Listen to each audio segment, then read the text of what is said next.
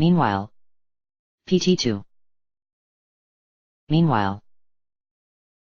I swear, you three come here just to give me more work to do, Spike said with as much responsible authority as he could muster.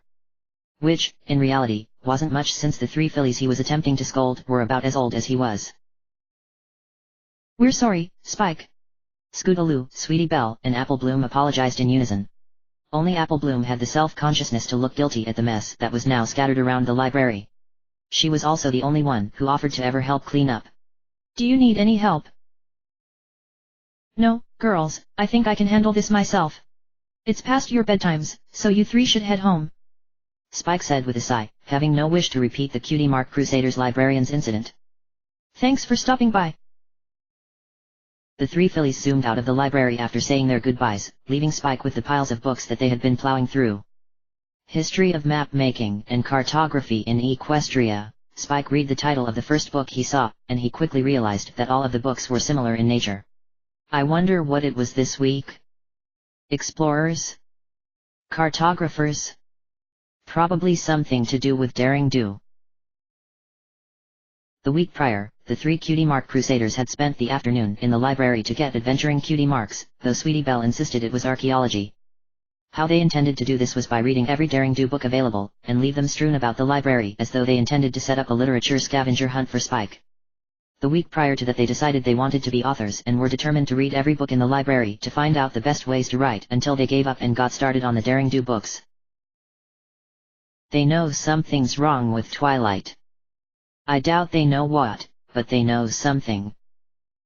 Spike sighed again as he began to gather up the scattered literature for sorting and replacement on the shelves, but the sigh was a content one. All the girls are trying to help in their own ways.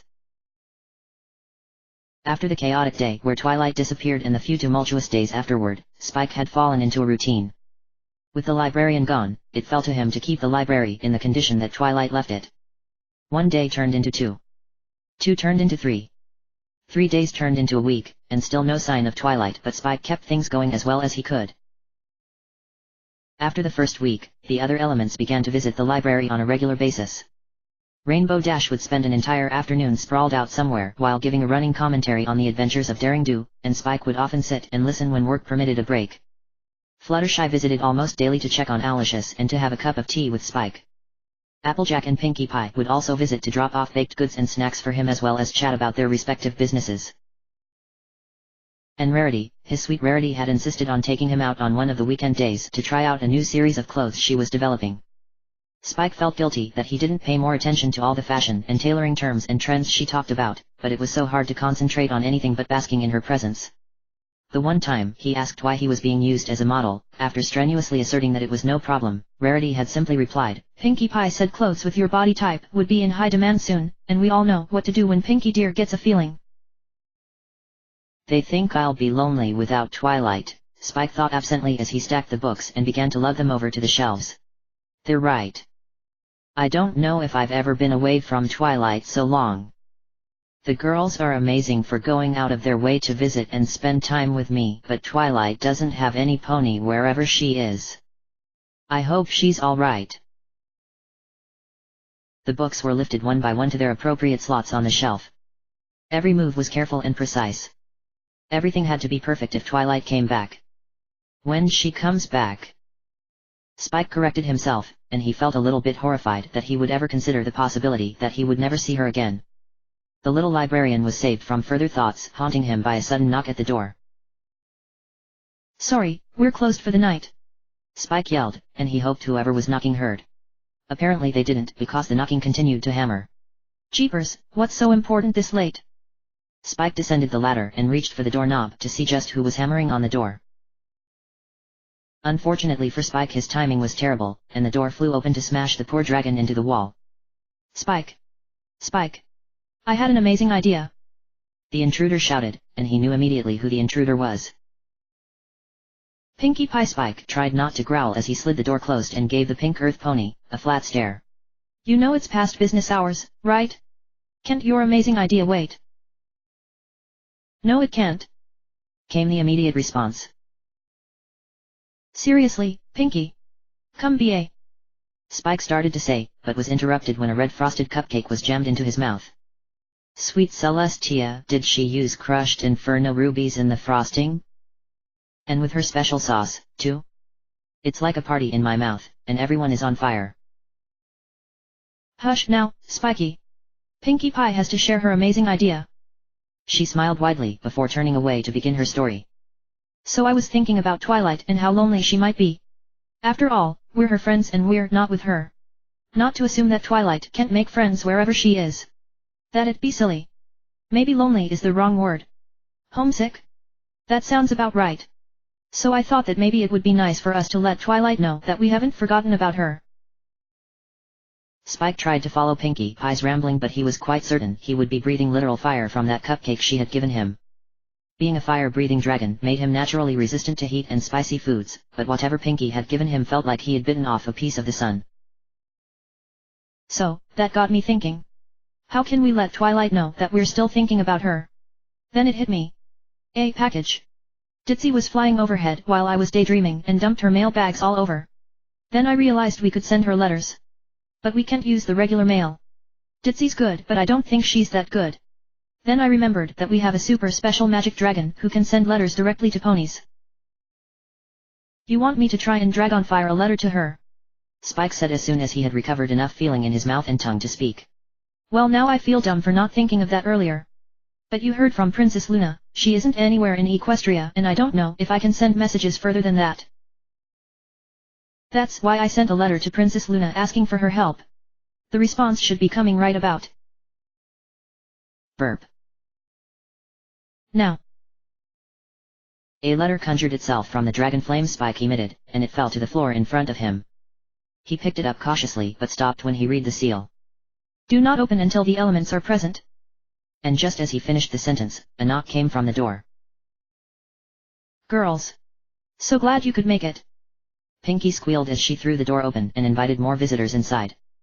Applejack, Rarity, Fluttershy, and Rainbow Dash all walked in with already written letters in tow. Oh well, that's rather good timing, Pinkie.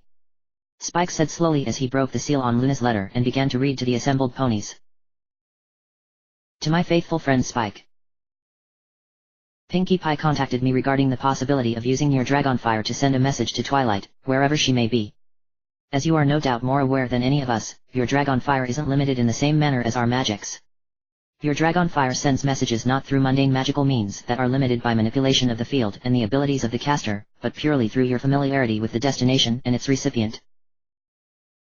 Because of this, I feel that Pinkie Pie's idea holds a great deal of merit. While the elements and I are close friends to Twilight, she is like a sister to you, and if any dragon could send the messages successfully, then it would be you. I am also making all necessary preparations to aid you, with the elements' help. I've attached a teleportation enchantment to this letter, and by the time you finish reading it you will all be in my observatory in Canterlot. Spike stopped reading the letter at that point to look up, and Ponyville was gone. The little librarian and the elements now found themselves on a vast balcony overlooking Canterlot and the crystal-clear night sky directly above them. Princess Luna was also on the balcony, as were Shining Armor and Cadance. The latter two smiled and waved, but Luna kept her emerald eyes on the sky above her. I am glad you all could gather on such short notice, Luna stated warmly, though it was a little disconcerting that she didn't make eye contact to greet them. I feel that Pinkie Pie's plan has merit, and it may hasten our discovery of Twilight if I can follow where the letters travel. Several cheers came from the elements, and Luna waited for them to die down before she continued. I cannot guarantee it will be successful, but I will try. And I know that Pinkie Pie's original plan included your letters, but I felt it would be wise to inform Shining Armor of the attempt. Both he and Cadance have prepared a letter. Celestia and I have letters as well. Shining Armor levitated a scroll wrapped with a ribbon and clipped tight with a crystal heart seal, while Luna levitated a pair of letters clipped with solar and lunar seals respectively. The trio of letters floated over to Spike, while the elements approached to give him their letters as well. Wait! Spike cried as he looked to each of the ponies in the room. I don't have a letter. I don't have quills or paper. Can I? Before he could even finish the question, Pinkie Pie somehow produced all the necessary writing tools from her curly mane, including an inkwell that somehow didn't dye her mane black in the process. Spike nodded his thanks and began to write. Several minutes passed as he scratched out the message he wanted to share with Twilight before rolling it up and adding it to the stack of letters the others had already written. Prepare yourselves, Luna stated simply, and she brought her back hoof to clop down on the stone balcony. Instantly lines began to carve themselves into the stone. The lines resolved into a massive circle with several circles around its perimeter and one in the center. Symbols became apparent in each of the circles, and it became readily apparent that each one corresponded to the ponies assembled. The stone under Luna's hooves took the shape of the crescent moon, the next 5 circles showed balloons, butterflies, diamonds, apples, and Rainbow Dash's lightning bolt. The last 2 spots were emblazoned with shining Arma's sparkle shield and Cadence's crystal heart. The circle in the center displayed a stylized flame. Each of the assembled ponies took their spots around the perimeter of the array, while Spike carried the letters to the center. This array will focus all of your memories to assist Spike. I need each and every one of you to close your eyes and remember Twilight. Remember your most cherished memory of her. Hold on to that memory as tightly as you can. Luna instructed, and all save the princess closed their eyes. Spike closed his eyes as well and tried to dredge up his favorite memory of Twilight. Thousands of memories and moments came to him, little things and big victories for the pair and all the days of hard work at the library. I can't choose just one memory, they're all my favorites, so he held on to each and every one and took a deep breath and blew. End of chapter. Chapter end.